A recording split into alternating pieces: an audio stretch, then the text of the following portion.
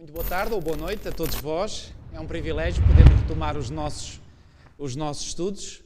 E nós ficámos no final do capítulo 5 e hoje vamos iniciar o capítulo 6. E este capítulo 6 agora tudo se passa no novo império. É o Império Medo-Persa. É interessante, nós iniciamos um novo ano, agora iniciamos uma nova etapa no livro de Daniel, portanto no Império Medo-Persa. Antes de iniciarmos o nosso estudo de hoje, pois bem, eu espero que todos vós tenham o trimensário deste trimestre, não é? Porque o trimensário deste trimestre é sobre Daniel, ok? E aqui no verso da capa estão aqui dois livros publicitados e um deles é exatamente este que eu já vos tinha indicado, portanto, Segredos de Daniel, Sabedoria e Sonhos de um Príncipe no Exílio. Portanto, recomendo este livro. Está esgotado? Uau! Que pena. Se conhecerem alguém que vá ao Brasil ou que esteja no Brasil e venha cá, peçam que este livro é, portanto, vendido no Brasil. Este livro, portanto, é a versão em português do livro que eu li pela primeira vez em 1993. Façam as contas, já lá vão, portanto, quase 27 anos. Ele foi publicado originalmente em francês, em 1993, pela Casa Publicadora Adventista em França, Edition Vie Santé. Depois, em 2000, ele foi publicado nos Estados Unidos em inglês e agora em 2018 ou 19 já. Acho que, deixa-me ver, foi 18. Em 2018 foi publicado no Brasil pela Casa Publicadora Brasileira. Ok? Muito bom este livro. Aliás, uma vez eu li um comentário do Biblical Research Institute, que é o Instituto de Pesquisas Bíblicas da Conferência Geral, e eles recomendavam dois autores adventistas para o estudo de Daniel e Apocalipse. E esses dois autores é precisamente o autor deste livro, Uma Nova Era segundo as Profecias de Daniel, que é um Maxwell, já falecido há muitos anos, e Jacques Doucan, que é o autor deste outro livro. Portanto, são os teólogos mais reconhecidos no nosso meio para os livros de Daniel e Apocalipse. E realmente eles são muito bons.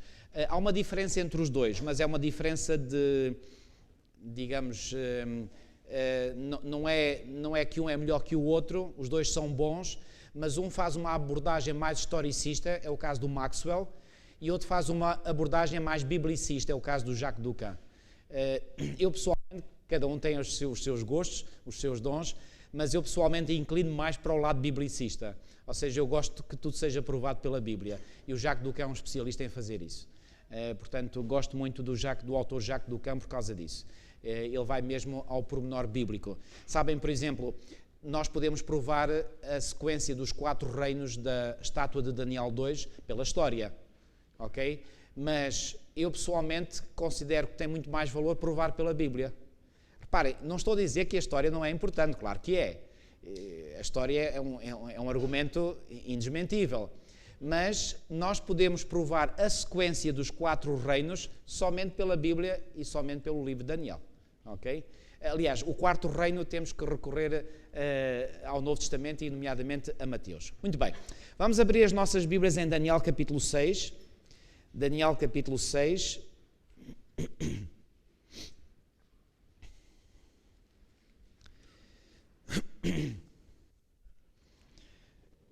A última vez que estive aqui convosco, eu tinha dito que gostaria de entrar no capítulo 6 e depois à saída ali o irmão Ferreira, posso dizer, irmão, posso contar? Ele disse assim, pastor, eu estava quase a ver que você ia interromper no capítulo 6 e ia deixar o pobre Daniel durante 2 semanas na cova dos leões. Não deixei o Daniel durante 2 semanas na cova dos leões. Hoje é que vamos pôr o Daniel na cova dos leões, entre aspas. Ok, muito bem. Daniel capítulo 6, a partir do versículo 1.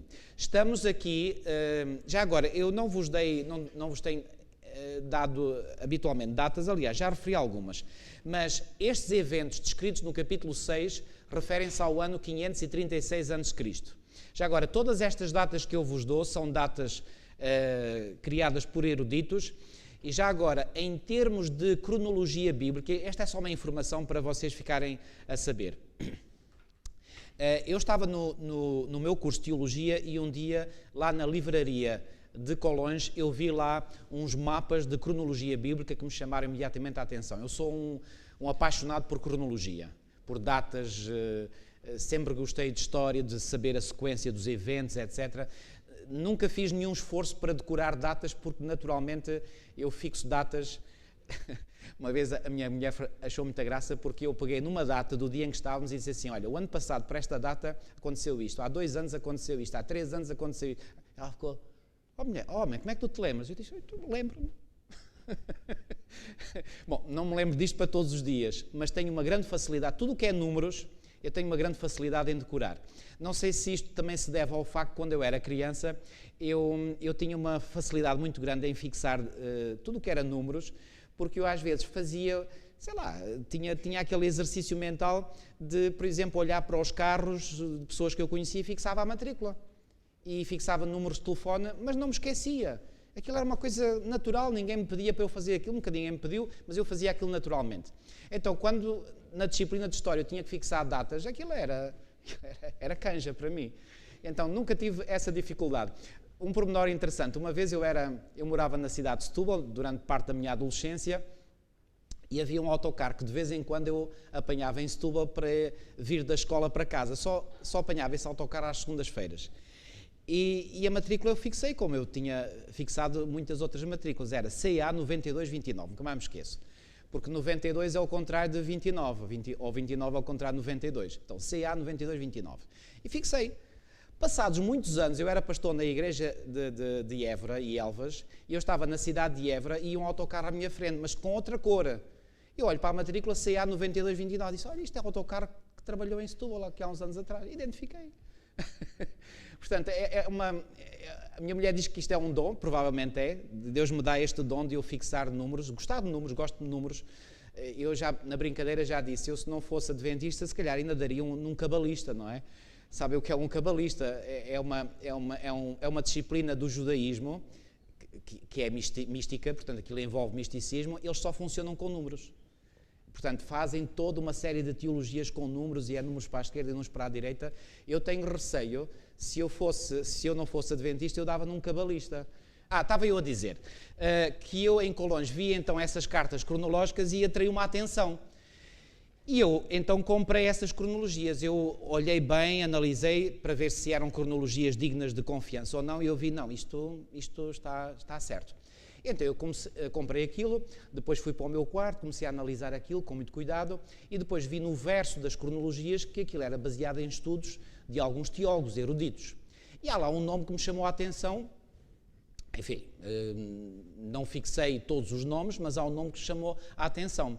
Passado uns meses, um dia eu estava a fazer lá as minhas investigações na biblioteca em Colões e estava a ver um livro que era sobre um pouco a história da nossa igreja e fotografias com instituições e hospitais, etc., instituições de ensino, de saúde, e estava lá uma fotografia onde estava um professor num quadro, daqueles quadros bem antigos, estão a ver, pretos, com o giz ainda. Na minha escola primária e mesmo secundária, eram esses quadros que nós usávamos, não é? E então, essa fotografia mostrava esse professor e havia muitos números no quadro, e esses números parecia quase uma aula de matemática, mas não era aula de matemática, era uma aula de cronologia bíblica. E quando eu olhei para a legenda da fotografia, vi lá o nome, eu disse, espera lá, este nome diz-me alguma coisa? Espera lá, este nome acho que é um dos nomes da cronologia que eu comprei. Eu fui confirmar e era mesmo.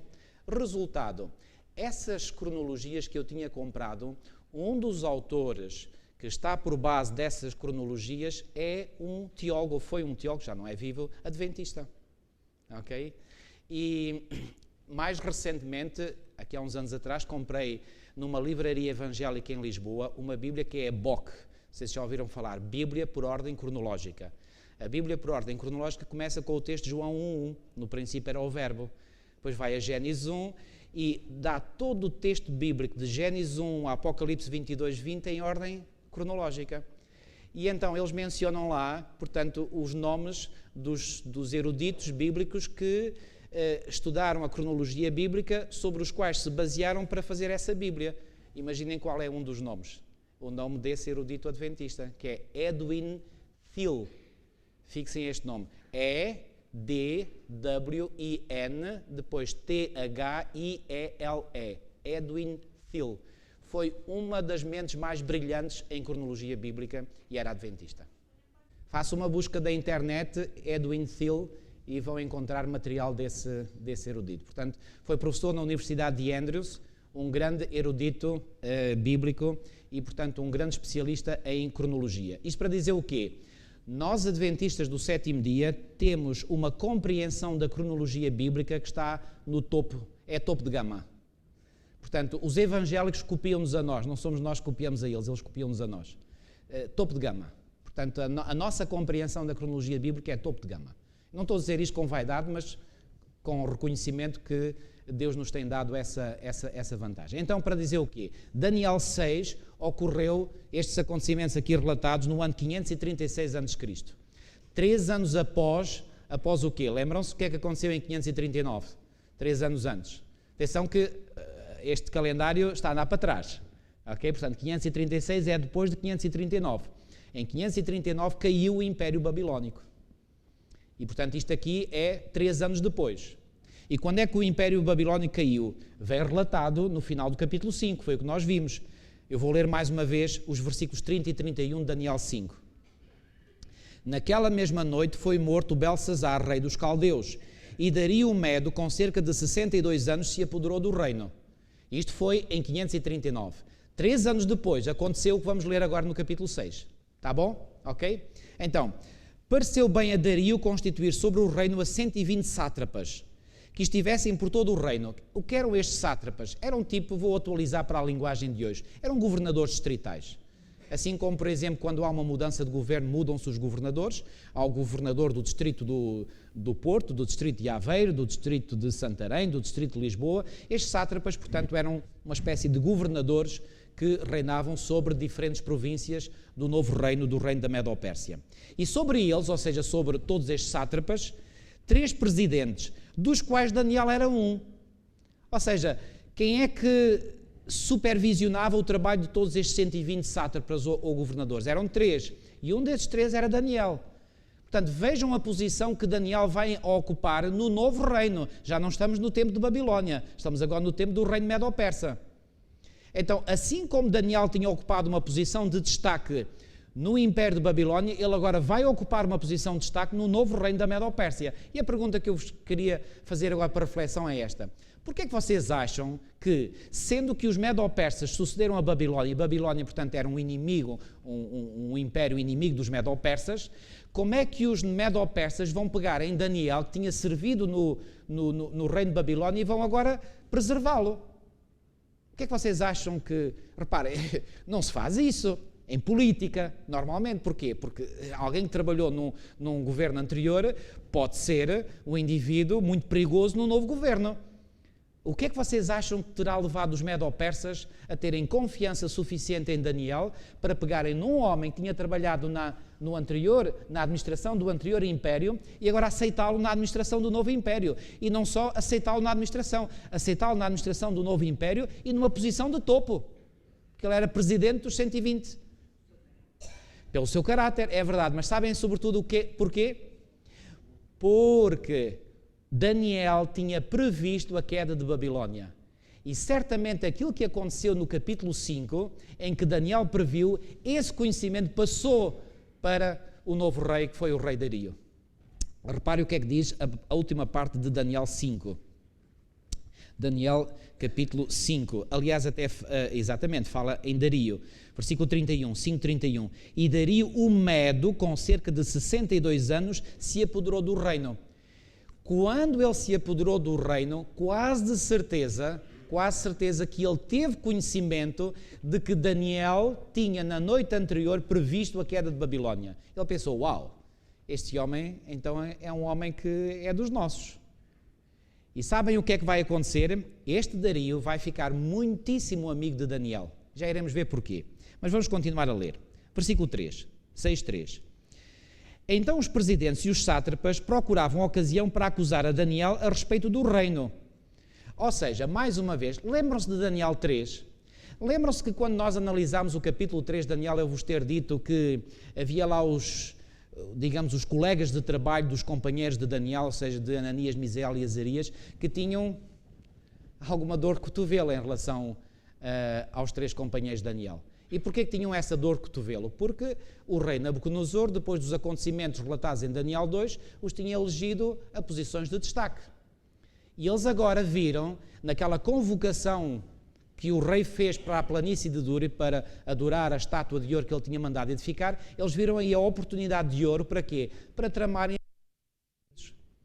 Não conseguiram isso. Agora, neste novo reino, no reino Medo-Persa, com Daniel vai acontecer exatamente isso.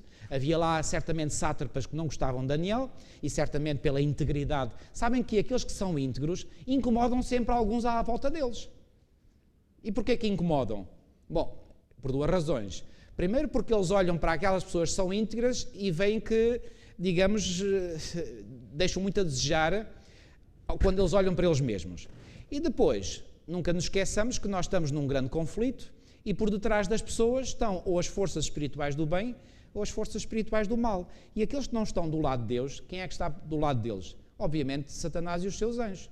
E essas pessoas que têm por detrás deles os espíritos do mal, ao estarem na presença dos servos de Deus, pois bem, as forças do mal incitam aqueles que estão do lado deles a serem contra aqueles que estão do lado de Deus.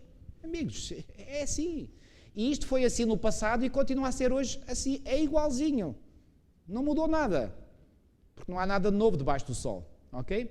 E então aqui estes indivíduos, os sátrapas, certamente olhando para o caráter de Daniel, que ele era íntegro, começaram a sentir-se mal. Então começaram a ver se encontravam uma oportunidade para quê? Para dar cabo dele.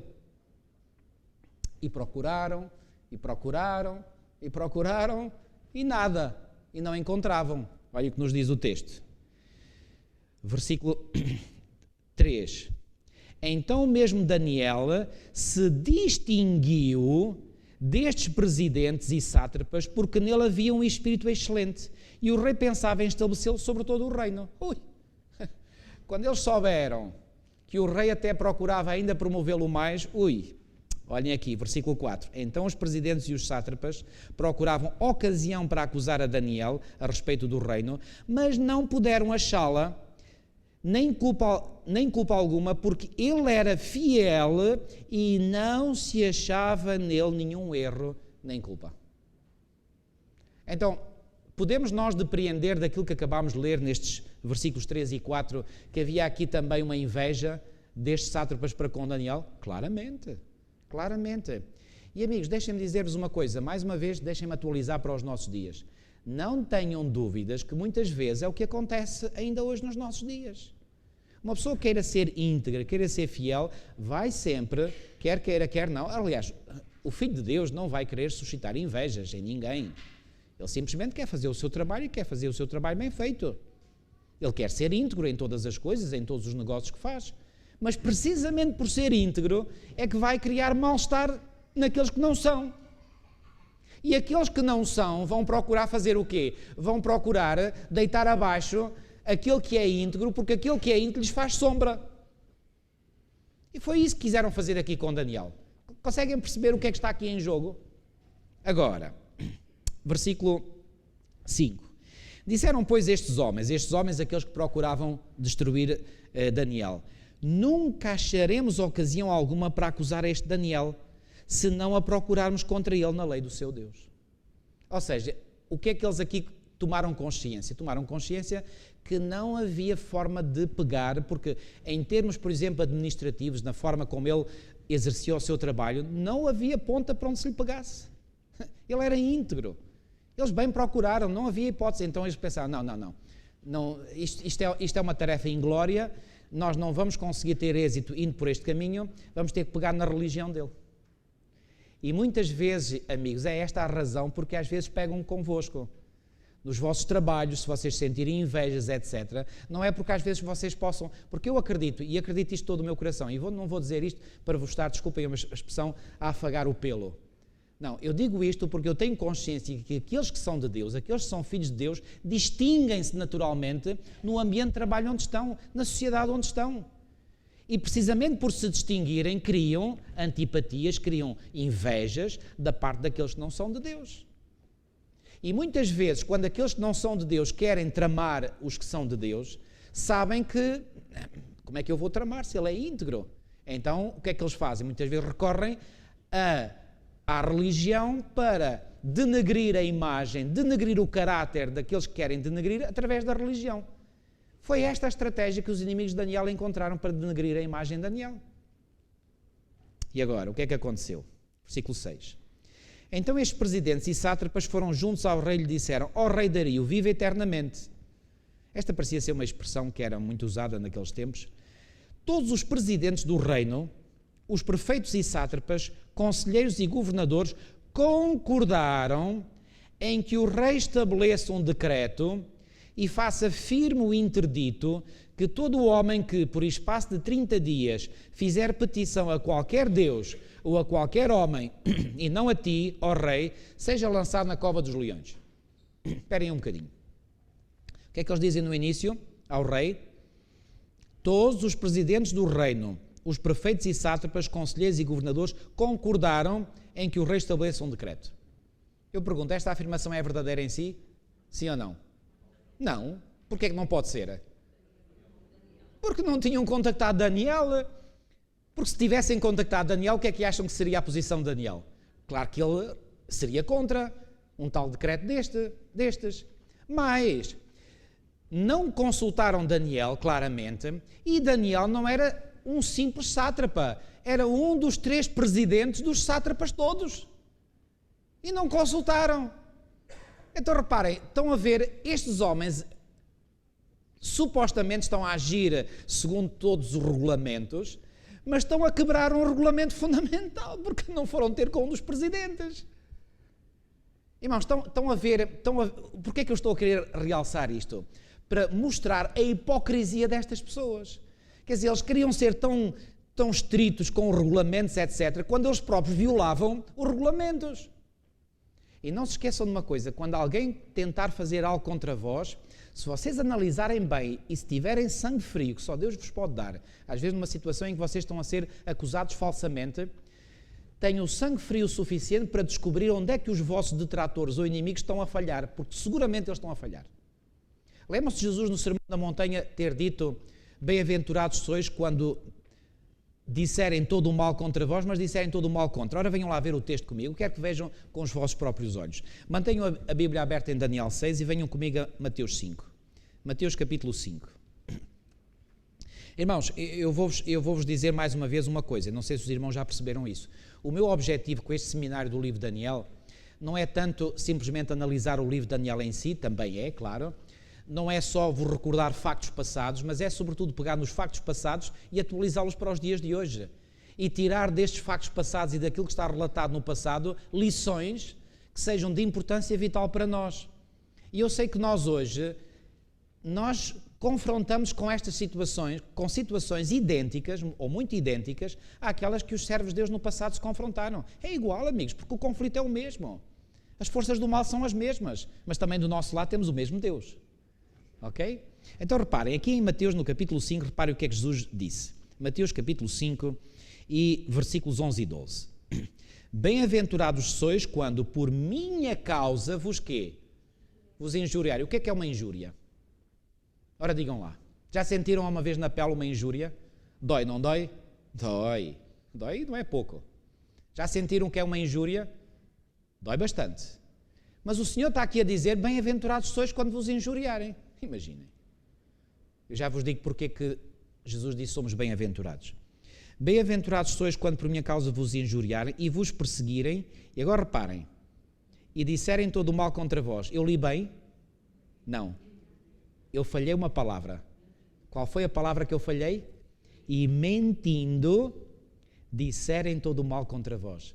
Como é que estas pessoas podem conseguir dizer todo o mal contra vós, tendo necessariamente recorrer à mentira? Porque se não recorressem à mentira, não conseguiriam dizer o mal contra nós. Agora outra coisa, ao recorrerem à mentira, mostram ser filhos de quem? Daquele que Jesus disse que é o quê? Mentiroso e pai da mentira. Estão a perceber a ligação? Mentindo disserem todo o mal contra vós. E agora reparem, porquê é que nós somos bem-aventurados? Se nós pararmos para pensar um bocadinho, reparem, se estão a dizer mal de nós, mas recorrendo à mentira, estão a provar por esse próprio facto que são filhos do diabo. Parem, quando Jesus disse em João 8,44, vós sois do diabo, estava a falar para um grupo de judeus e disse claramente na cara deles, vós sois do diabo. Então reparem, essas pessoas, ao dizerem mal de nós recorrendo à mentira, estão a provar por esse mesmo facto que são filhos do diabo. E se são filhos do diabo, vocês acham que devemos ficar preocupados? Porque acham que o diabo vai dizer bem de nós? Vocês acham que o diabo vai agora estar ali a acarinhar-nos e a dizer bem de nós? Ele vai dizer mal. Tem ele razões, mas ele sabe muito bem que não tem razões, mas mesmo por não ter razões é que ele mente contra nós. E usa os seus servos para se usar deles para dizer mal contra nós. Então, quando nós percebemos o que está por detrás, a gente deve ficar com o coração calmo. Porque ficamos a saber quem são aqueles que estão a dizer mal contra nós. Mas mais, Jesus disse ainda no versículo 12, regozijai-vos e exultai. E qual deve ser o motivo principal do nosso regozijo e da nossa exultação? Olhem o que Jesus disse. Porque é grande o vosso galardão nos céus, pois assim perseguiram os profetas que viveram antes de vós. Como é que os profetas no passado foram perseguidos? Também com as mesmas injúrias e calúnias e mentiras. Eu, como costumo dizer, e volto a dizer, quer dizer, os servos de Deus no passado foram perseguidos, foram injuriados, caluniados, disseram toda a mentira contra eles, e nós hoje queremos tratamento VIP? Irmãos, esqueçam isso, porque esse tratamento VIP não existe. O que é que Jesus disse em João 16,33? No mundo tereis aflições. Mas tendo bom ânimo, exato. E tendo bom ânimo porquê? Porque eu venci o mundo. O que é que Jesus quis dizer com essas palavras? Porque eu venci o mundo, se vocês se ligarem a mim, a vossa vitória é mais do que certa, é mais do que garantida. Amigos, isso é mais do que suficiente para nos alegrar o coração. Mas vamos ter aflições? Ah, claro que sim, Jesus não foi utópico. Ele garantiu-nos ser aflições. Porquê? Estamos num grande conflito. E quanto mais estamos do lado de Deus, mais o inimigo fica furioso contra nós e vai usar aqueles que estão do lado dele para nos atingirem. Agora, duas uma. Ou nós recebemos essas críticas e vamos ao fundo, ou então recebemos essas críticas e aquilo como que passa ao lado. Temos uma boa couraça, aquilo passa tudo ao lado. Porquê? Porque a couraça da justiça que o Senhor nos dá, nos ajuda a receber esses dardos inflamados e aquilo não pega connosco. Não pode pegar, irmãos. E mais uma vez, se vocês viverem situações destas e pela graça do Senhor conseguirem vencer, eu vou-vos dizer uma coisa, irmãos, vocês tornam-se dos cristãos mais firmes, mais fortes, mais determinados, mais convictos que pode haver à face da terra. Porque todos aqueles que foram verdadeiramente o Senhor, no passado sofreram as mesmas coisas. Por isso é que a Bíblia está cá. É para nos alegrar, para nos animar a nós. O que é que eu quero, mais uma vez, sublinhar com isto? Ao analisarmos o capítulo 6 do livro de Daniel, que é o que estamos a fazer, olhemos para Daniel, mas não olhemos só para Daniel e pensemos na história de Daniel. Sim, pensemos na história de Daniel, mas pensemos na história de Daniel para atualizar a história de Daniel para os nossos dias e daí retirarmos lições que nos animem a nós. E que não nos deixem levar abaixo quando nós estamos sob fogo cruzado. Fogo cruzado de quê? Das críticas, da maldicência, porque as pessoas não gostam de nós. Irmãos, está isto claro na vossa mente ou acham que eu estou aqui a exagerar? É isto, irmãos. E se vós nunca vivestes isto, mais cedo ou mais tarde, podem ter certeza, vocês vão viver esse fogo cruzado. Ah, vão. Mas quando viverem esse fogo, lembrem-se de Daniel. Lembrem-se de Daniel, lembrem-se de outros servos de Deus do passado que passaram por tudo isso. Vamos lá voltar à história de Daniel. Daniel capítulo 6. Então, reparem, estes homens recorreram à mentira. Agora, reparem, eu não tenho dúvidas que entre eles tivessem chegado a um consenso. Não tenho dúvidas disso, porque eles eram todos pagãos. Mas eles não tinham recorrido a um dos presidentes dos sátrapas, que era o próprio Daniel. Então, reparem, eles propuseram, versículo 8, agora, pois, ó rei, sanciona o interdito e assina a escritura para que não seja mudada segundo a lei dos medos e dos persas que se não pode revogar. Era um princípio constitucional, digamos assim, dos medo-persas, que quando se emitia um decreto não se podia revogar o decreto. Estava assinado o decreto, estava assinado, acabou, nunca mais se revogava o decreto. Aliás, lembram-se que o livro de Esther O livro de Esther descreve acontecimentos que se passaram precisamente no Império Medo-Persa. Se forem comigo ao livro de Esther, capítulo 8, Esther, capítulo 8 e versículo 8 também, Esther, capítulo 8 e versículo 8, reparem o que é que nós lá lemos. Diz assim: E escrevei, pois, aos judeus, como bem vos parecer, em nome do rei, e selai-o com o anel do rei, porque os decretos feitos em nome do rei e que com o seu anel se selam, não se podem revogar. Cá está o tal princípio constitucional, como eu lhe chamo, do Império Medo-Persa. Não se revogava. E então, reparem, lá os tais sátrapas estavam todos convencidos que se conseguissem levar o rei Dario, a assinar o tal decreto, a causa estava ganha para sempre. Porque a partir daí, desde que tivesse assinado, já não se podia revogar e acabou. Era uma forma deles se livrarem daquele Daniel. Estamos aqui a criar umas dores de cabeça, aquele malvado Daniel. É que, volto a dizer, porque criava essas dores de cabeça? Porque a perfeição, a integridade de Daniel punha a nu as suas corrupções. E eles lá procuravam esconder e tal, mas na presença de Daniel eles até se deveriam sentir mal, envergonhados, e Daniel era uma constante ameaça diante deles. E não se esqueçam, amigos, se vocês viverem uma situação dessas, não se deixem desanimar, pelo contrário, ganhem coragem. E ganhem coragem porque ninguém pode fazer nada contra quem é justo. Eu lembro uma vez estive numa igreja e havia lá um irmão, querido irmão. Esse irmão era sempre escolhido, estive lá 5 anos nessa igreja e noutras igrejas. Durante os 5 anos, quando havia uma comissão de nomeações, os membros da comissão de nomeações variavam, mas independentemente de quem estivesse na comissão de nomeações, aquele irmão era sempre proposto para ancião, e não só ancião, primeiro ancião. E vou-vos dizer, era correto, aquele irmão era um homem íntegro, era um homem amigo, era um homem com todas as qualidades de um cristão. E um dia ele contou uma experiência que eu nunca mais me esqueci. Ele trabalhava para uma empresa e um dia a empresa fez uma proposta a todos os empregados. Chamou um a um, lá ao escritório lá do patrão ou do gestor. Então a proposta era que cada empregado aceitasse um acordo tipo secreto entre a empresa e cada empregado, para que eles recebessem por detrás um subsídio extra, mas esse subsídio extra era uma coisa ilegal perante o governo. Então todos aceitaram. Chegou à vez daquele irmão, ele disse, não aceito. Lá estás tu outra vez, com as tuas manias, e mais isto, e mais aquilo, não sei quando. Ele só respondeu, olha, vocês já me conhecem há muitos anos, sabem que eu gosto de ser íntegro.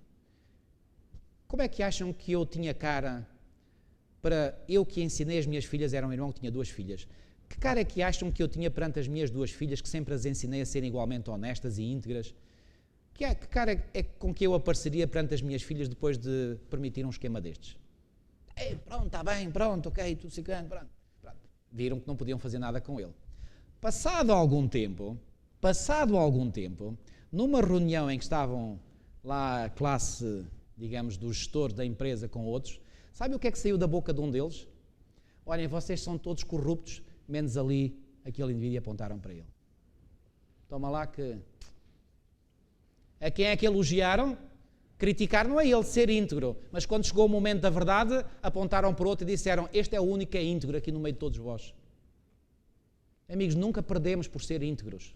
Nunca. Podemos, por vezes, aparentemente, sublinho, aparentemente, perder, mas na realidade não perdemos. Esta situação, não sei se já vos contei, não se compara com esta, é menos importante, mas um dia eu estava a fazer um turno da noite no serviço de urgências do Hospital Distrital de Santarém, onde trabalhei como enfermeiro, e de vez em quando, sobretudo com algumas equipas de médicos, faziam-se patuscadas assim à noite. Quando eu digo noite, era 3, 4 da manhã. Era para, na hora que o sono pesava mais, enfim, ia-se para ali e patuscava-se. E patuscava-se e bebia-se. E bebiam bem. Havia lá alguns que eu dizia assim, fogo, como é que estes indivíduos conseguem depois... E então há lá um maqueiro no meio, manda assim diz assim, o único aqui que tem juízo é ali o enfermeiro Paulo. E eu até fiquei assim um bocadito, ao princípio assim, mas depois disse, realmente, até está a dizer a verdade, que eu era o único deles todos que não bebia. E aquele maqueiro conseguiu perceber, ele também estava a beber, mas ele conseguiu perceber que de toda a equipa médica que ali estava de enfermagem, o único que continuava sóbrio era eu, porque eu não emborcava. Amigos, isto para dizer o quê? Os outros observam-nos. Aqueles com quem lidamos, aqueles com quem trabalhamos, têm os olhos postos em cima de nós. Eles observam-nos. Nós podemos muitas vezes pensar que não nos observam, mas observam. Podemos, através da nossa integralidade, da nossa firmeza, incomodar. Mas no fundo, sabe o que é que acontece? Eles respeitam-nos. Eles respeitam. E quando chega a hora da verdade, eles sabem em quem é que podem confiar. Eu, se desse a oportunidade a cada um de vós dar testemunho, eu acredito que cada um de vós daria vários testemunhos de situações que vocês próprios já viveram. Foi o que aconteceu com Daniel. Estão a ver como é que isto é tão atual para os nossos dias? O que se passou com Daniel? Atualíssimo. Vamos lá ver o que é que aconteceu. Versículo 9. Por esta causa o rei Dario assinou a escritura e o interdito. Bom, deixem-me dizer, este homem foi apanhado de surpresa. Ele não sabia o que é que estava por detrás deste... Isto foi uma conspiração que esta gente fez contra Daniel. Já agora, muitas leis se fazem ainda hoje, que são leis que são conspiratórias, muitas vezes contra os interesses de determinadas pessoas, grupos de pessoas, e eu vou-vos atrever a dizer uma coisa, há muitas leis que são feitas, sobretudo por determinados grupos políticos, que só têm uma intenção. Essa intenção é ter como alvo os cristãos e os valores cristãos. Não vou aqui entrar em mais detalhes, quando chegarmos a Daniel 11, depois eu vou comentar. O irmão Carlos já sabe do que é que eu estou a falar. Muito bem, versículo 10. Daniel, pois, quando soube que a Escritura estava... Quando soube, ou seja, reparem, tudo isto se passou sem ele saber. Quando ele sabe, já o facto estava consumado. Daniel, pois, quando soube que a Escritura estava assinada, entrou em sua casa e em cima, no seu quarto, onde havia janelas abertas, da banda de Jerusalém, 3 vezes no dia se punha de joelhos e orava e dava graças diante do seu Deus, como costumava fazer. Reparem, não foi por ele ter sabido do decreto que tinha sido assinado que ele foi para o quarto orar a Deus. Ele já fazia. Mas o seu hábito não mudou nada. Nada. Reparem, ele não era alguém que não tivesse o hábito e depois, perante a situação de perigo, lá vai ele agora recorrer a Deus em oração. Não. Também não era alguém que tinha o hábito e quando, perante o perigo, ficou tão sobressaltado que agora até perdeu o hábito. Não. Igualzinho. O mesmo Daniel que vivia em tranquilidade até àquele momento, foi o mesmo Daniel que passou a viver depois de saber do que o decreto tinha sido assinado. Igualzinho. E já agora, porquê que ele orava, como diz aqui, no seu quarto, onde havia janelas abertas, da banda de Jerusalém? Porque havia uma recomendação, e vamos ver em 1 de Reis, no capítulo 8 e versículo 48, 1 de Reis 8, 48, sabem que o capítulo 8 de 1 de Reis é o capítulo que descreve a inauguração do templo de Salomão em Jerusalém. E então aqui Salomão faz uma oração de dedicação do templo, e a determinada altura, nessa oração, reparem o que ele diz, portanto, 1 de Reis, capítulo 8 e versículo 48,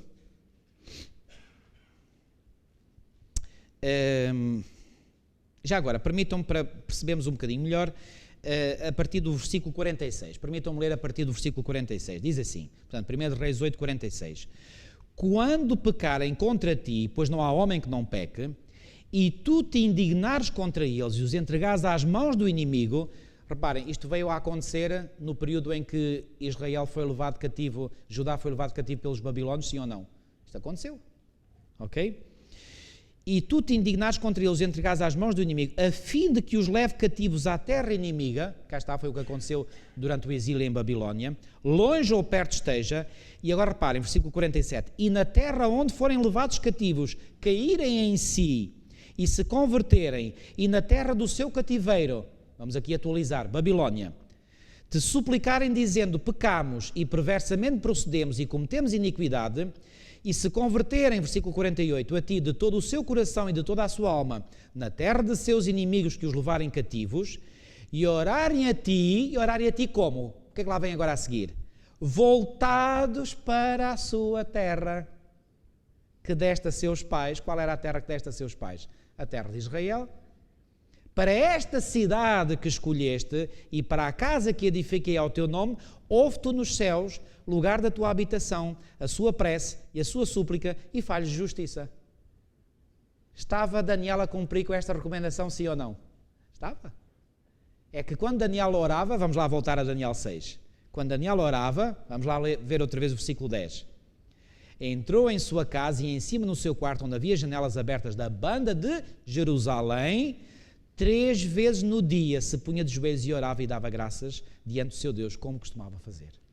Então, o costume de Daniel era de orar 3 vezes ao dia no seu quarto, na sua casa, virado para onde? Para Jerusalém, obedecendo àquele princípio que Salomão, na sua oração de dedicação do templo, tinha feito. Ok? Versículo 11 de Daniel 6. Então aqueles homens foram juntos e, tendo achado a Daniel a orar e a suplicar diante do seu Deus, reparem, tinha Daniel consciência que ele podia ser visto pelos seus colegas de trabalho? Claro que sim. Isso incomodou? Nada. Ele permaneceu igualzinho.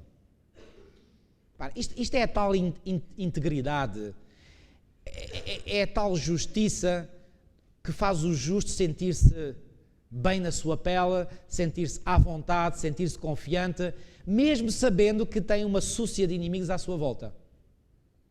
Isto é maravilhoso, irmãos. Maravilhoso o sentimento que se apodera dos justos. Atenção. Versículo 12. Se apresentaram ao rei e, a respeito do interdito real, lhe disseram: não assinaste o interdito que, por espaço de 30 dias, todo o homem que fizesse petição a qualquer Deus ou a qualquer homem, não a ti, ó rei, fosse lançado na cova dos leões? Parece que eles até estavam esquecidos, ou fazer o rei esquecido. Reparem na forma como eles abordam o rei, é com pezinhos de lã, mas com uma maldade de víbora no coração. Versículo 12 ainda. Respondeu o rei e disse: esta palavra é certa, segundo a lei dos Medes e dos Persas, que se não pode revogar. O rei aqui estava na sua inocência. Sim, eles vieram, então tu não assinaste um decreto? E o rei, como que disse? Sim, então e daí? A palavra é certa. O rei estava longe de imaginar o que é que iria sair dali. Agora reparem, versículo 13.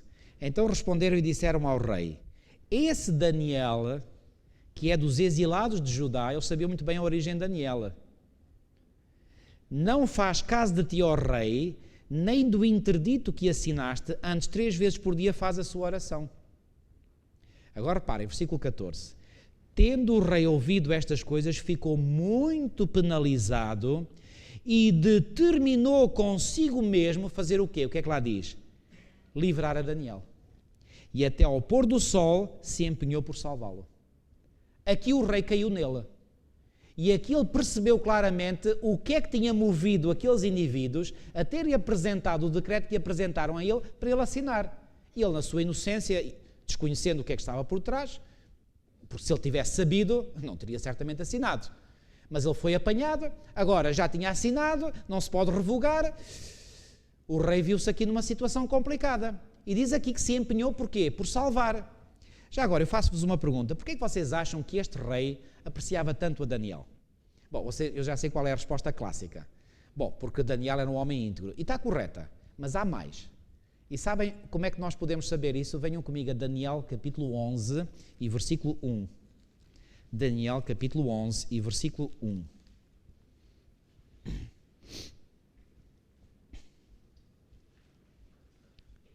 Diz lá assim: mas eu, quem é que está a escrever? É Daniel. Mas eu, subentendido, Daniel, no primeiro ano de Dario, o que é que isto quer dizer no primeiro ano? No primeiro ano do reinado de Dario, certo? Lembram-se quantos anos se tinham passado quando se deu a história que estamos a ler em Daniel 6? 3 anos depois de ele aceder ao trono. Então quer dizer que 2 anos antes, na nossa maneira de contar hoje, o que é que Daniel tinha feito com Dario? Olhem aqui. Mas eu no primeiro ano de Dario, o Medo, me levantei para o quê? Fortalecer e animar. O rei provavelmente teve alguma dificuldade política, alguma dificuldade na sua liderança, e Daniel, como servo de Deus, estava disposto a ajudar as pessoas. E quando Daniel percebeu que o rei Dario estava numa situação aflitiva, o que é que ele fez? Se levantou, como diz aqui, para o fortalecer e animar. Vocês acham que isto deve ter tocado o coração de Dario? O que é que vocês acham? Se tocou. E foi seguramente por essa razão, reparem que aqui fala do primeiro ano. Então, 2 anos depois, quando Dario percebeu a conspiração que foi feita para tramar a Daniel, ele saiu em defesa de Daniel, porque ele sabia quem era Daniel, sabia que era um funcionário íntegro, mas além disso, tinha-se transformado num amigo pessoal de Daniel, porque Daniel já o tinha ajudado e encorajado, e diz aqui, fortalecido e animado. Dario tinha ficado com o seu coração ligado ao coração de Daniel. E tivesse ele percebido a trama que estava a ser feita, nunca teria assinado aquilo. Estão a perceber? Agora ele faz tudo, mas agora, reparem, todo o peso constitucional da Constituição Medo-Persa que impedia ele de poder revogar aquilo. Então o que é que vai acontecer? Vamos voltar a Daniel 6, versículo 15. Então aqueles homens foram juntos ao rei e lhe disseram, sabe ao rei, que é a lei dos medos e dos persas, que nenhum interdito ou decreto que o rei sancione se pode mudar. Ou seja, quando eles perceberam que o rei Dario estava a empenhar-se a fundo para salvar a Daniel, eles começaram a ficar com medo. E então qual é a defesa que eles têm aqui? É o princípio constitucional. E lembraram ao rei, vê lá, o que é que tu fazes? Não podes vir atrás. Reparem, volto a dizer, isto não é uma total hipocrisia da parte destes indivíduos que fizeram isto? Eram todos pelos regulamentos. Tu assinaste o decreto, agora não podes vir atrás. Mas eles próprios tinham descumprido um regulamento, porque não tinham falado com Daniel antes de ir lá ao rei. Estão a ver esta hipocrisia? Isto é uma gente tramada.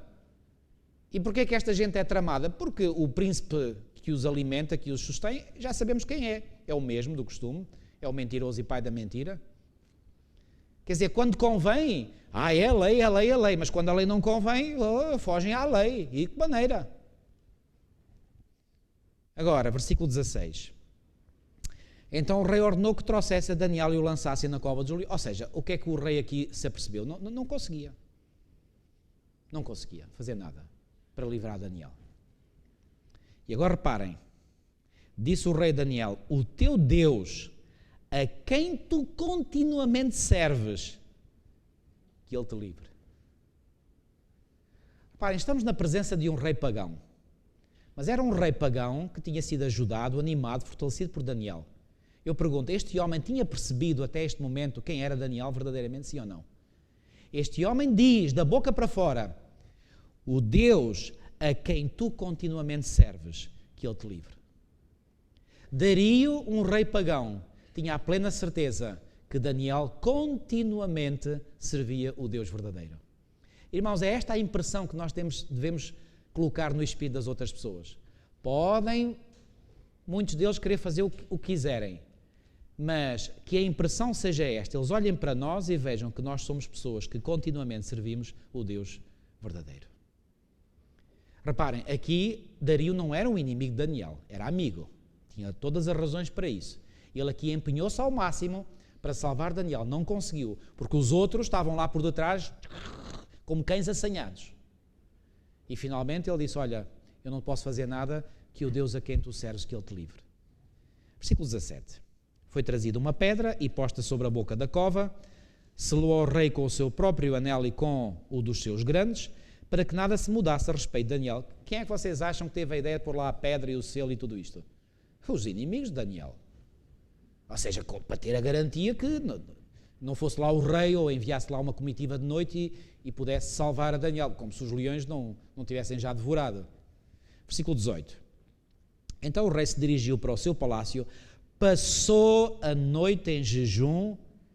Bom, vocês poderão dizer, então, mas também de noite a gente não come. Mas isto provavelmente nos leva a pensar que, por exemplo, a refeição da noite, a ceia ou o jantar, ele já não tomou. Não comeu nada e não deixou trazer à sua presença instrumentos de música, o que provavelmente seria uma prática comum no palácio, e fugiu dele o sono. Ele passou a noite em branco. E porquê que ele passou a noite em branco? Porque ele estava a pensar em Daniel. E ele, no seu coração, devia estar a pensar que Deus livra Daniel. Pela manhã, ao romper do dia, levantou-se o rei e foi com pressa à cova dos leões. Foi com pressa. Chegando-se ele à cova, chamou por Daniel com voz triste. Disse o rei a Daniel. Ele nem sabia, ele pensou assim, mas será que ele está vivo? É pouco provável, mas mesmo assim, ele provavelmente ainda tinha uma réstia de esperança. Dar-se ao caso que o teu Deus, a quem tu continuamente serves, mais uma vez aqui este rei a afirmar que tinha consciência que Daniel servia continuamente a Deus. Dar-se ao caso que o teu Deus, a quem tu continuamente serves, tenha podido livrar-te dos leões? Então Daniel falou ao rei: ó rei, vive eternamente. Irmãos, eu posso imaginar aquilo que o rei Dario sentiu quando ouviu a voz de Daniel sair lá da cova dos leões. Ele estava vivo. Tinha passado uma noite inteira. Já agora, deixem-me dizer-vos uma coisa. Os irmãos, não é uma pergunta difícil de responder. Quem é que vocês acham que esteve mais angustiado durante esta noite? Foi Daniel ou foi o rei Dario? Foi o rei Dario. Eu até posso imaginar que Daniel ficou lá bem almofadado lá numa juba de um leão e dormiu toda a noite descansadinho. Bom, não sabemos se dormiu, se não dormiu, mas eu posso imaginar que ele estava tranquilo quando ele viu que os leões estavam amiguinhos, pareciam gatinhos mansos ali, gatinhos daquele tamanho, não é? Estavam ali mansinhos e ele até deve ter repousado a sua... Reparem, uma das coisas que eu mais admiro num leão é a juba. Eu às vezes imagino, quando estiver no céu, uma das coisas que eu vou querer fazer é abraçar a juba de um leão. Acho um leão um animal lindíssimo, lindíssimo mesmo. É pena que eles atualmente são selvagens, mas quando Deus restabelecer todas as coisas, os animais serão todos mansinhos. E imaginem o prazer, por exemplo, das crianças e mesmo dos adultos a brincar com os leões. Com os leões, com os tigres, enfim... Quer dizer, E Daniel passou aquela noite ali com aqueles gatinhos grandes à sua volta, descansado, tranquilo, mas o rei lá no palácio, coitado, não pregou o olho. E agora reparem como é que Dario vai reagir. Aliás, Daniel vai responder assim. Versículo 22. O meu Deus enviou, versículo 22, o meu Deus enviou o seu anjo e fechou a boca aos leões para que não me fizessem dano, e agora reparem, porque foi achada em mim o quê? Inocência diante dele. Também contra ti, ó rei, não cometi delito algum. Podia Daniel em consciência dizer isto? Podia. Irmãos, eu não tenho palavras para descrever o valor que tem nós podermos, em consciência limpa e honesta, dizermos que não temos cometido delito contra ninguém. Irmãos, isso é uma riqueza que não tem preço. Nós podemos dizer, como Daniel disse, não foi achada em mim inocência e também contra alguém não cometi delito algum. Irmãos, vou-vos dizer, se há tesouro que cada um de nós deveria entesourar no seu coração, sabem qual é o maior tesouro? É ter uma consciência limpa e pura diante de Deus e dos homens. Não há maior tesouro. Daniel tinha essa consciência.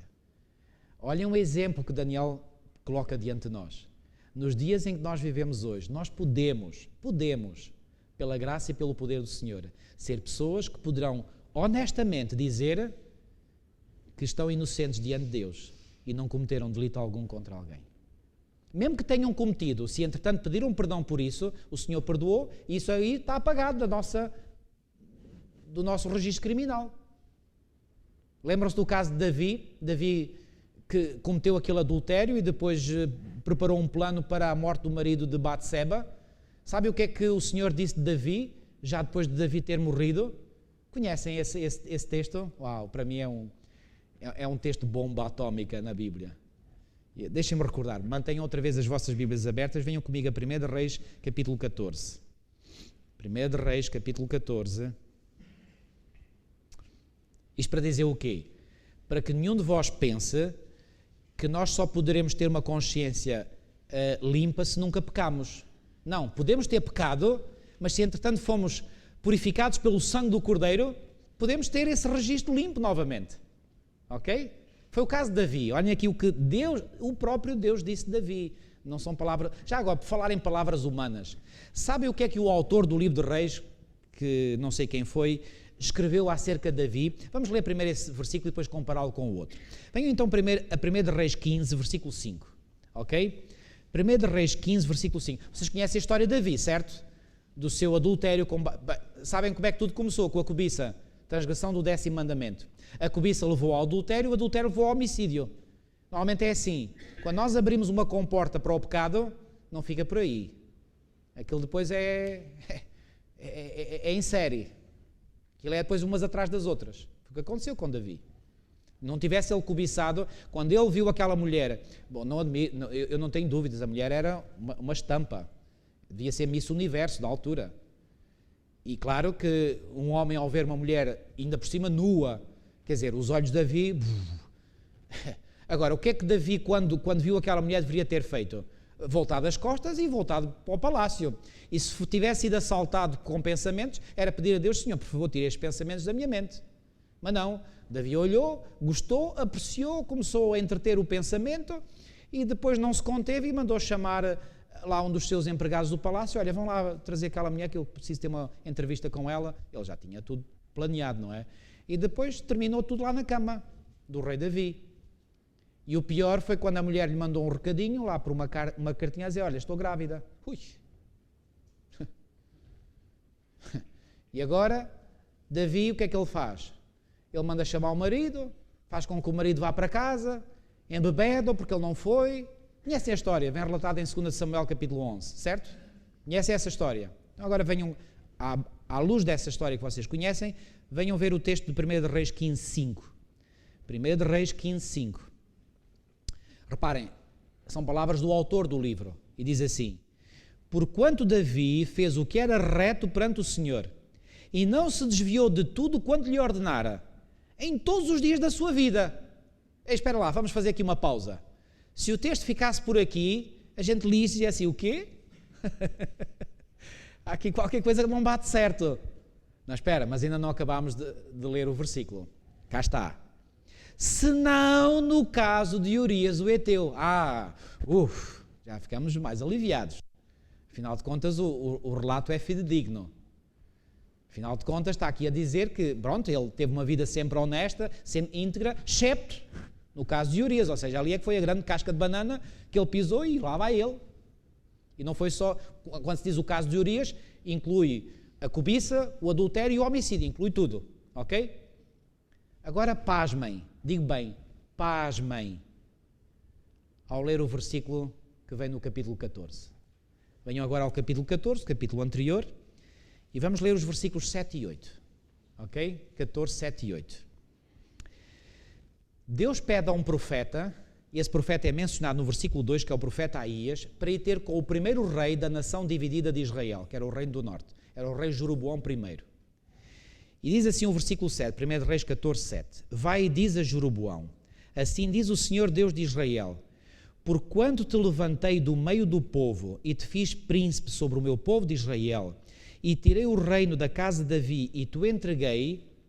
Reparem, isto são palavras, volto a dizer, atenção, são palavras de Deus, que Deus colocou na boca do profeta Aías, para o profeta Aías ir transmitir ao rei Jeroboão. Estão-me a entender? Qual era a mensagem para o rei Jeroboão? Era uma mensagem de repreensão, porque Jeroboão não estava a ser, e olha aqui, tu não foste como Davi. Agora, falando de Davi, que já tinha morrido há uns anos, e tu não foste como Davi, meu servo, que guardou os meus mandamentos e andou após mim de todo o seu coração para fazer somente o que parecia reto aos meus olhos. Somente! Reparem, quando nós lemos aquele texto de 1 Reis 15:5, parece lógico. Falar da vida de Davi como tendo sido sempre íntegra, excepto no caso de Urias o Heteu, bom, é uma coisa. Agora, o texto de 1 Reis 15:5 foi o autor humano que escreveu. Mas o texto de 1 Reis 14:8 não foi nenhum autor humano, não, foi o próprio Deus. E Deus, falando ou fazendo uma revisão da vida de Davi, diz que Davi fez somente. É o que lá está, sim ou não? É isso que está nas vossas Bíblias ou só está na minha? Está nas Bíblias de todos, não está? Agora, para responder à pergunta da irmã, sabe onde é que está a resposta a esta pergunta? Venham ver comigo Isaías capítulo 43, Isaías capítulo 43 e versículo 25.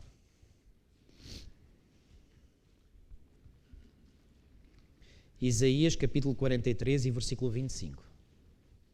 Irmãos, vou-vos dizer, aquele texto 1 Reis 14:8 é um texto, eu chamo-lhe bomba atómica. Aquilo é explosivo. Vocês já vão perceber porquê. Isaías capítulo 43 e versículo 25, Deus, falando agora aqui através do seu profeta Isaías, diz assim: eu mesmo, reparem que este eu não é Isaías a falar, é Deus a falar por intermédio de Isaías. Eu mesmo sou o que apago as tuas transgressões por amor de mim, e dos teus pecados não me lembro. Quando o Senhor apaga os nossos pecados, não quê? Não se lembra mais. Tinha Deus aplicado esta sua palavra ao caso de Davi, sim ou não? Sim. E porque tinha aplicado esta sua palavra a Davi, pôde referir-se, sem ter cometido nenhuma falta, pôde referir-se à vida de Davi como sendo uma vida de um homem que fez somente... Reparem, eu nunca encontrei a palavra somente num contexto que fosse tão explosivo. Porque a palavra somente, quer dizer, tem um significado poderosíssimo. Fez somente. Então e o caso de Urias o Heteu? Está apagado. E porque está apagado, não está mais no registro de Davi. E tudo o que Deus pode ver no registro de vida de Davi é uma vida íntegra. Irmãos, isto é o poder do Evangelho na sua essência. Pode e quer Deus dizer isto de cada um de vós e de mim? Irmãos, eu emociono-me ao imaginar que Deus pode dizer, um dia quando eu morrer, se o Senhor não vier antes, olhar para a minha vida e dizer: o Paulo Cordeiro fez somente o que era reto aos meus olhos, quando eu sei todas as porcarias que eu fiz, mas foram apagadas. Irmãos, desculpem, isto emociona-me. Isto é o poder do Evangelho. E é este poder do Evangelho que nos deve animar. No Senhor, quando nós confessamos... E reparem, Davi confessou os seus erros de forma sincera, arrependido dos seus pecados, sim ou não? Sim. E porque Davi fez uma confissão sincera, aplicaram-se a eles as palavras que estão escritas em 1 João 1,9, que diz: se confessarmos os nossos pecados, Ele é fiel e justo para quê? Para nos perdoar os pecados e purificar. Isto não é só blá blá da parte de Deus, irmãos. Isto é real. Isto não é só blá blá, isto é real. E cabe a toda a alma sincera e arrependida agarrar-se pela fé a estas palavras e saber que estas palavras se aplicam a si também. Podem aplicar-se e devem aplicar-se a si. E Deus quer aplicar estas palavras a cada um de nós. O Senhor pode dizer de Davi que Davi fez somente, e reparem, quando a gente olha para a vida de Davi, comparado, por exemplo, com Saul, a gente diz assim: puxa, mas Saul, aquilo que Saul fez comparado com o que Davi fez, quer dizer, Saul foi uma brincadeira. Mas sabem uma coisa? Na Bíblia é dito de Saul que o Espírito do Senhor se retirou dele, mas de Davi é dito que foi um homem segundo o coração de Deus. Sabe o que é que fez a diferença? Saul não se humilhou, Davi humilhou-se. Isso faz toda a diferença. Irmãos, quando nos humilhamos diante do Senhor e nós de todo o coração pedimos perdão a Ele, como pediu Davi, o Senhor perdoa, e perdoa de tal maneira que olha para nós como se nunca tivéssemos pecado. Irmãos, se isto não vos emociona, se isto não faz remexer as vossas entranhas com alegria, não sei o que é que mais vos pode dar alegria. Isto é o Evangelho na essência. Isto é o poder do Evangelho. Por isso o apóstolo Paulo vai dizer em Romanos 1,18: não me envergonho do Evangelho, porque é o poder de Deus para a salvação de todo aquele que crê. E sabem que palavra o apóstolo Paulo usou lá em Romanos 1,18 quando disse que o Evangelho é o poder? A palavra poder foi traduzida de uma palavra grega que é a palavra dunamis, de onde vem a palavra dinamite. O Evangelho é a dinamite de Deus para a fé de todo aquele que crê. Irmãos, esta é uma dinamite que explode todo o nosso pecado. Eu lembro uma vez, foi das últimas viagens que eu fiz em Angola. Eu era aluno no Colégio Adventista do Ambo, em Nova Lisboa, e um dia com o pastor Juvenal Gomes, eu e um amigo do colégio, fomos até à cidade onde os pais dele moravam, a cidade do Cubal. Aqui alguns que viveram em Angola conhecem essas cidades. E nós saímos de Nova Lisboa num sábado de manhã bem cedo e fomos então para o Cubal. Lá em determinado ponto da viagem,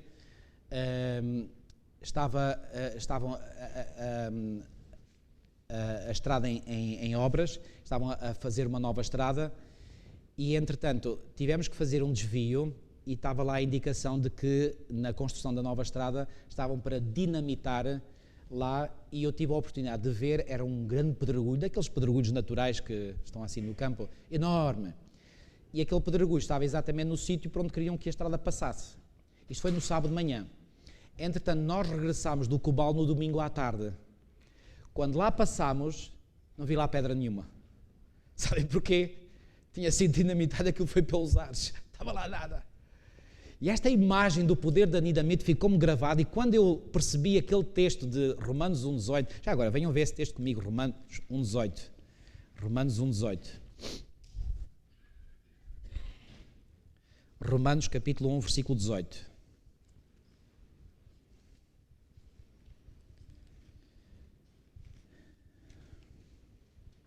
Aliás, peço desculpa, não é o 18, mas sim o 16. Ok? Romanos 1, 16. Pois não me envergonho do Evangelho, porque é o poder, cá está, dunamis. É o poder de Deus para a salvação, mas a salvação de quem? De todo aquele que crê, primeiro do judeu e também do grego. Não me envergonho. Como é que Paulo se havia de envergonhar se ele próprio vivia do Evangelho? Se ele próprio vivia da certeza que Deus o tinha perdoado? Tinha sido Paulo um perseguidor da igreja? Tinha ele mandado pôr cristãos à morte, sim ou não? Que cara é que ele podia ter para se apresentar diante de outros e pregar a Cristo quando ele já tinha feito o que tinha feito aos cristãos? Mas sabem porque é que ele tinha cara para se apresentar diante dos outros? Porque ele tinha a certeza pela fé que o seu pecado tinha sido perdoado. E ele agora era visto diante de Deus como se nunca tivesse pecado. Irmãos, este privilégio que Paulo sentiu na pele, que Davi sentiu na pele, eu e cada um de vós o pode e deve viver. E por isso podemos ter cara para nos apresentarmos diante dos outros sem vergonha. E sabem porquê? Não é porque nunca tínhamos pecado. Porque a Bíblia diz que não há um justo nem um sequer. E todos pecaram e estão destituídos da glória de Deus. Diz ou não diz? E em Eclesiastes 7:20 diz não há justo nem um sequer. Então quantos de nós podemos, com base na nossa performance moral, ter cara para nos apresentar diante dos outros assim à vontade? Nenhum! Todos pecamos. Agora, o que é que faz a diferença? O que faz a diferença é quando nós fomos justificados pela fé. E ao sermos justificados, os nossos pecados foram o quê? Apagados. E como é que eu sei isso? Só posso saber de uma maneira, pela fé. Pela fé. Mas quando eu me agarro pela fé a esta certeza, eu aí tenho cara. Ah, mas o Paulo Cordeiro fez isso. Eu sei que fiz. Quem é que me vai negar? Aliás, sei muito melhor do que qualquer um de vós.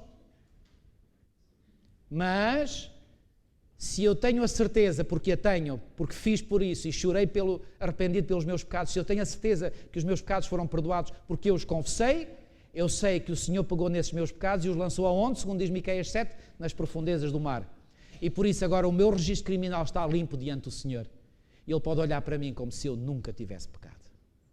Irmãos, eu não me canso de apresentar esta boa nova. Vamos terminar Daniel 6. Daniel capítulo 6.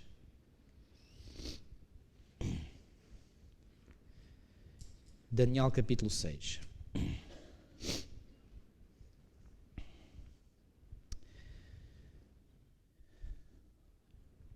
Ficámos no versículo 22, vamos ler o versículo 23.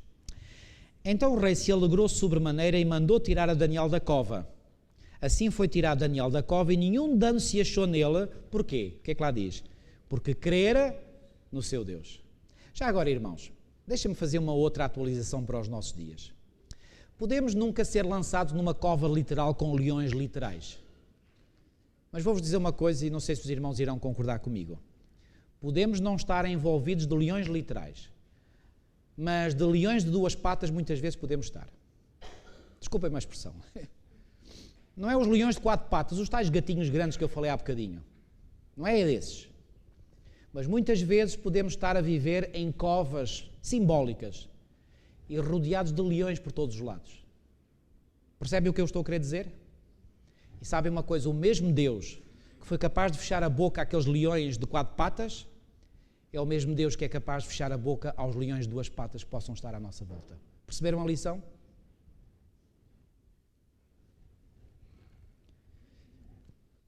Agora reparem, versículo 24. Ordenou o rei e foram trazidos aqueles homens que tinham acusado a Daniel e foram lançados na cova dos leões. Já agora, uma vez eu acho que até o autor Jacques Ducan que diz isto, que estes homens, quando Daniel saiu, reparem, eles ficaram mal na fotografia. Reparem, Daniel, depois de uma noite passada na cova dos leões, saiu de lá, não só vivo, mas sem um arranhão. Porque ele podia vir todo arranhado, vivo, mas todo arranhado, não é? Não foi o caso, nem um arranhão sequer. Reparem, como é que os acusadores de Daniel ficaram? Volto a dizer, ficaram mal na fotografia. E para não ficar, ou melhor, para atenuarem esse mal-estar que estava dentro deles, sabe o que é que eles terão dito ao rei? Que os leões não fizeram mal a Daniel porque não tinham fome. E o rei achou por bem fazer a prova dos 9. Bom, vamos ver se eles têm fome ou não têm fome, agora vão vocês para lá. Ai, rei, por favor, não. Vocês disseram que os leões estavam sem fome. Se eles estão sem fome, não vão fazer nenhum mal a vocês. Então, eu vou-vos lançar lá para dentro. Ai, não, rei. Ai, como é que é o argumento, então? Então, se eles estavam convencidos que os leões não tinham fome, qual era o problema de irem fazer uma experiência também lá dentro? E foi o que o rei lhes propôs. Se os leões estão sem fome, eles não vão fazer nenhum mal a vós. Vocês vão lá sair íntegros como saiu Daniel. Mas aí já a coisa começou. Olha como eles reagiram. Olhem aqui. Versículo 24. Ordenou o rei e foram trazidos aqueles homens que tinham acusado a Daniel e foram lançados na cova dos leões. Eles, seus filhos e suas mulheres, e ainda não tinham chegado ao fundo da cova e já os leões se apoderaram deles e lhes esmigalharam todos os ossos. Estavam com fome, sim ou não? Se não estavam, não. O argumento deles foi totalmente destalhaçado. Versículo 25. Então o rei Dario escreveu aos povos, nações e homens de todas as línguas que habitam em toda a terra: paz vos seja multiplicada. Faça um decreto, pelo qual em todo o domínio do meu reino os homens tremam e temam perante o Deus de Daniel. O Deus de Daniel. Olhem como ele identifica o Deus verdadeiro. O Deus de Daniel, porquê? Porque ele sabia que Daniel era um servo desse Deus verdadeiro. O Deus de Daniel, porque ele é o Deus vivo e que permanece para sempre, o seu reino não será destruído e o seu domínio não terá fim. Reparem, isto é o testemunho de um rei pagão. Ele livra e salva e faz sinais e maravilhas no céu e na terra. Foi ele quem livrou a Daniel do poder dos leões e é ele que nos pode livrar a cada um de nós do poder dos leões. Já lhe dou a palavra, irmão. Versículo 28. Daniel, pois, prosperou no reinado de Dario e no reinado de Ciro Persa, que foi aquele que seguiu depois a Dario. Ou seja, mais uma vez, a trama que quiseram fazer contra Daniel, como no caso dos 3 companheiros de Daniel, resultou em que Daniel ainda recebeu mais prestígio e ainda teve mais sucesso no reino. Irmãos, sabem qual é a lição? E com isto eu termino. Tudo aquilo que possam fazer contra nós vai resultar em bem para nós e em maior sucesso. Por isso não desanimem. Quando tiverem leões à vossa volta, saibam que Deus tem poder para fechar a boca aos leões. E no fim de tudo, vocês saem a ganhar. E os vossos acusadores saem a perder. Ou seja, vira-se o feitiço contra o feiticeiro. Conhecem essa expressão? Que Deus nos ajude a nos permanecermos fiel ao nosso Deus. Pois não há nada mais que nos possa fazer vencedores nesta vida do que sermos fiéis ao nosso Deus. Que Deus vos ajude e a mim também. Vamos orar, irmãos, para terminar a nossa reunião. Senhor nosso Deus, nosso bom Pai que estás nos céus, ó Senhor, te quero agradecer de todo o meu coração por esta oportunidade que mais uma vez, na tua graça me concedeste, estar aqui diante destes meus queridos irmãos e de podermos juntos termos estudado este maravilhoso capítulo 6 do livro de Daniel. Ó Senhor, que lições preciosas nós podemos retirar desta experiência que o teu servo viveu no passado. Ó Senhor, para além da experiência que o teu servo viveu, obrigado, Senhor, pelas lições que tu nos ensinas hoje e que nós podemos e devemos tirar desta experiência do teu servo Daniel no passado. Ó Senhor, ajuda-nos a ter a plena certeza que tu és o mesmo Deus, não mudaste em nada, porque está escrito que tu és o mesmo ontem, hoje e o serás para sempre. Ó bom Pai, ajuda-nos a ter a certeza plena de que o mesmo Deus que lidou com Daniel é o mesmo Deus que lida hoje connosco. E por isso, mesmo que sejamos às vezes envoltos por leões que nos querem devorar, ou melhores, leões de 2 pés, porque ali os verdadeiros leões que Daniel enfrentou não foram os bichos que ele encontrou lá na cova dos leões, eram os seus colegas que tinham inveja dele. Esses é que eram os verdadeiros leões. Ó Senhor, nós por vezes fazemos face a leões. Senhor, fecha a boca deles e permite, Senhor, que no final o Teu nome seja honrado e glorificado pelo livramento que Tu queres operar em nós e através de nós. Senhor, ajuda-nos para não desfalecermos na nossa fé. Quando passamos por provas, por situações difíceis, por tempos angustiantes, ajuda-nos, Senhor, para que nesses momentos a nossa fé não só não desfaleça, como se possa ainda mais fortalecer em Ti.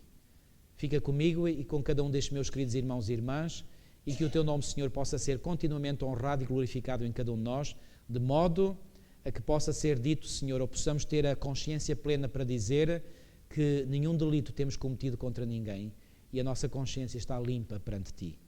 Ó Senhor, por isso, se há ainda algum pecado, alguma falha que tenhamos na nossa vida, Senhor, que nos dês a motivação e que nos dês a coragem para a confessarmos, para assim Tu poderes perdoar e eliminar por completo do nosso registro de vida no Teu santuário celestial. É isso que nós pedimos e pela fé Te agradecemos. Em nome de Jesus, o nosso Salvador e Senhor. Amém.